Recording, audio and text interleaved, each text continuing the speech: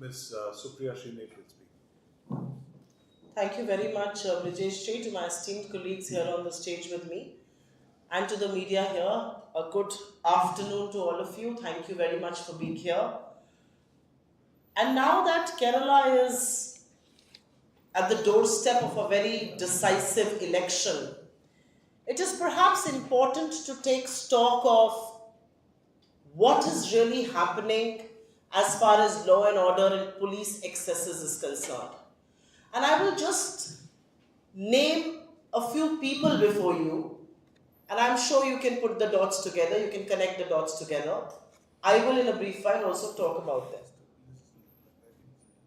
Yeah. So before I give those names, like Brijesh ji said, I come from Uttar Pradesh.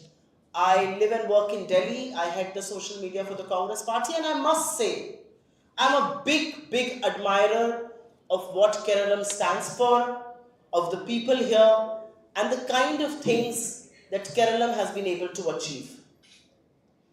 I'm a huge admirer of your tenacity. I am an admirer of your spirit. I am an admirer of your love for literature and arts. And amidst it all, as an onlooker, while I admire it, and while I admire what the people of Kerala have been able to collectively achieve, it pains me to a certain extent to what is happening in a state which is India's most literate state, perhaps India's most well-read state. You know, a state which achieved 100% literacy before anybody else did. And in a state like that, when freedom of speech and expression is denied, or when protests are considered as attempts to murder, or when custodial deaths happen, it pains me to a great extent because it doesn't go with what Kerala stands for. And which is why there is a demarcation between what the people of Kerala stand for and what the LDF government has been doing consistently. I am not going to even go back into the previous term of this government. I'm essentially going to focus my attention on this very term of the LDF government, on this very term of Pinarayi Vijayan. And quite frankly, I come from Uttar Pradesh. I have never seen hoardings as big as the ones I'm seeing in Kerala with your chief minister's pictures. They are really huge. There really is a lot of money that is being spent in this election. Huge posters, huge hoardings. I have not seen anything like this. Of course, I've seen Mr. Modi inspired pictures and posters like that. So it does look like Mr. Vijayan has taken a leaf out of the Modi style of governance and the Modi style of campaigning.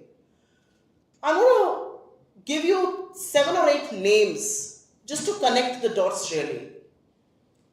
Mr. Sampath of Idiki District 2021. Mr. Rajan of Kollam 2021. Mr. Santosh of Tiruvananthapuram. Mr. Samir of Mallapuram. Mr. Sajeev of Patnam Tata. Mr. Satyan of Trishur. Mr. Shihab of Calicut. Mr. Suresh of Allapura. These are just few names.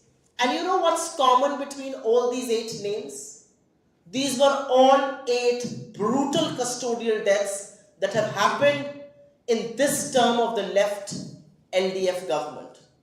That have happened right under the nose and in front of the eyes of the chief minister. A state that is so literate, a state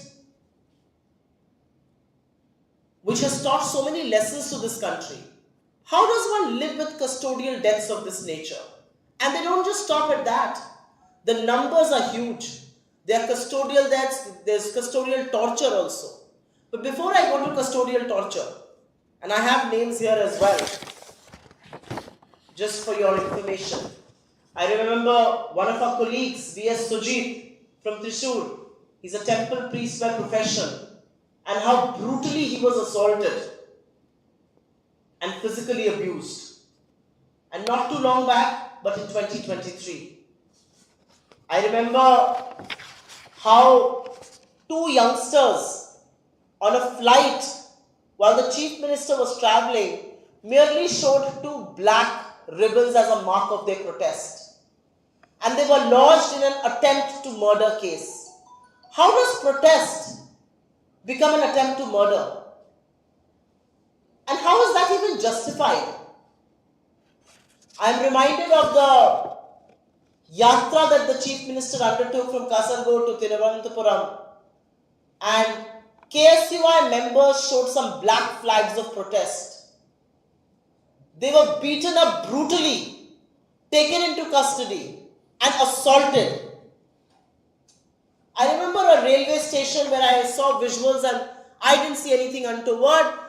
Some people asking questions of your health minister, Ms. Veena George, and they were remanded to 14 days of custody.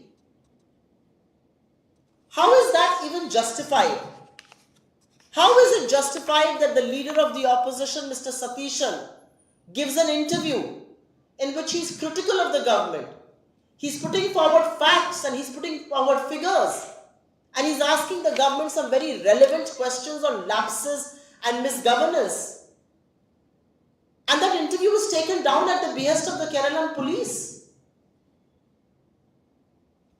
He's the leader of the opposition. He has been elected by the people. He has been entrusted with a task to ask those questions. And an interview in which he's asked those questions, in which he has put forward those facts, that interview was taken down. This is exactly out of the Modi rule book of governance. Exactly how New Delhi works. And I see such parallels that they amaze me. I see parallels where I can't make peace with the fact that how is it happening in Kerala and how is it going so unchecked? And it's not as if people keep quiet, by the way. There are several complaints against the high-handedness of the government, against the brutality of the police, but all of those complaints don't seem to throw up any results. All of those complaints don't seem to throw up any accountability. The reality is that several cases have been filed against institutional overreach, against policing and lack of accountability. But none of that really comes up with solutions. And which is why one wonders, how is this model of governance being allowed to continue in Kerala? Which is why one says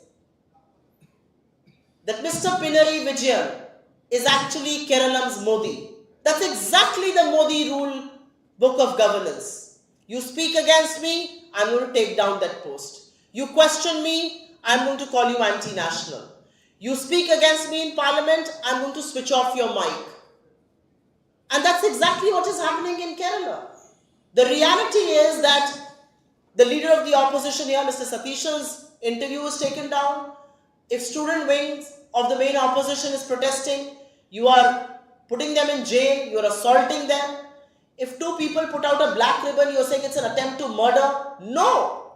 Democracy has to have very, very strong roots. Democracy is functional when people are allowed to question custodial deaths. It's a very high number for a state like Kerala. The names that I have given here, whether it's Mr. Sampath or Mr. Rajan, Mr. Santosh, Sameer, Sanjeev, Satyan, Shihab, Suresh, these are all people. These were all citizens of Kerala. They have families, they have friends, they have well-wishers who still continue to seek justice. You know, inquiries are set up, but that inquiry throws up nothing. And instead, on the other hand, we see a huge overreach of the police at the behest of the state government. And so the questions will be raised that why is the LDF government, why has the LDF government consistently drawn from the Modi book of governance? It's almost a parallel. It's almost a mirror image of what's happening in Delhi. I actually didn't believe it till I saw the names and the figures myself. How is this being allowed in a state as wonderful and as beautiful and as incredible as Kerala? And which is why we believe that the overreach of the institutions, the overreach of the police, the brutality, the clampdown on freedom of speech, expression, protest is a huge election issue. People will vote very decisively and people will ensure that justice is done to some of the names that I have brought forward to you. And as far as our own manifesto is concerned, the key directions of our manifesto on this topic certainly is about restoring governance systems, restoring balance there, strengthening accountability frameworks. There has to be accountability at every level of governance, from the chief minister to the lowest rung of governance. The police cannot be in an overreach mode and not be accountable. The police cannot become an extension of the ruling party. And that's exactly what we are seeing in New Delhi. The ED, CBI, the income tax, the police, they have all become frontals of the BJP, much like they have become frontals of the LDF or the left government here. These institutions were envisaged by the Constitution to ensure that our democracy remains strengthened, that our democracy remains protected, that our democracy functions for the people, not against their interest. And who are these people? They are not hardened criminals. People who are showing marks of protest with black banners or black ribbons or black flags are citizens of Kerala. They are unhappy, they are dissatisfied with some of what you are doing in government. And they have every right to protest, and that right is given to them by the very constitution that you are attacking by doing what you are doing. And so, I will only end by saying that as far as accountability is concerned, it has to be reset. Balance in governance has to be reset. There has to be complete transparency in governance, and which is how you will rebuild the public confidence, which is how you will encourage people to ask questions. I'm sure after I finish my statement right here, I will be asked several questions. Some of them may be tough questions. Some of them may be questions that, as politicians, we might not want to answer. But that is your right. And that is a right that the Constitution guarantees to each one of us, to question those in power, to hold those in power accountable, to raise our voices when it matters. And under no circumstances can we be denied the right to do precisely that. So this is exactly what I wanted to speak about. Anything else that you would want me to add? I'm open to questions that you may have on this topic or anything related. I suddenly see no questions.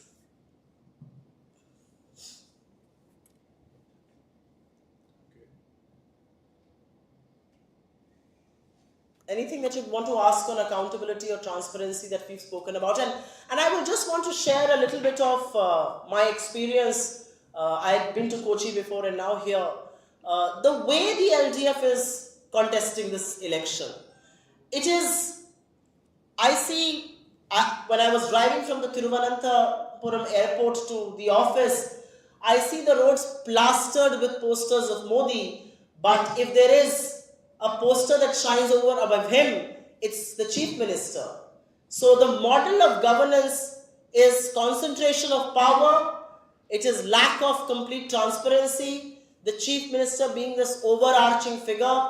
And I'm very proud of the fact that we in the Congress party believe in inner party democracy as much as we believe and advocate democracy outside.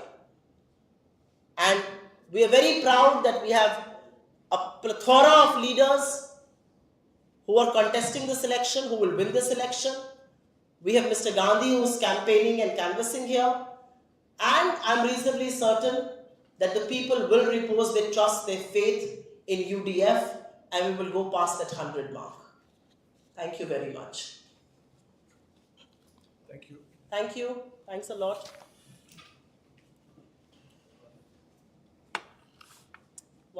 Bite? Okay. This is ours. You want to do it here only? Or?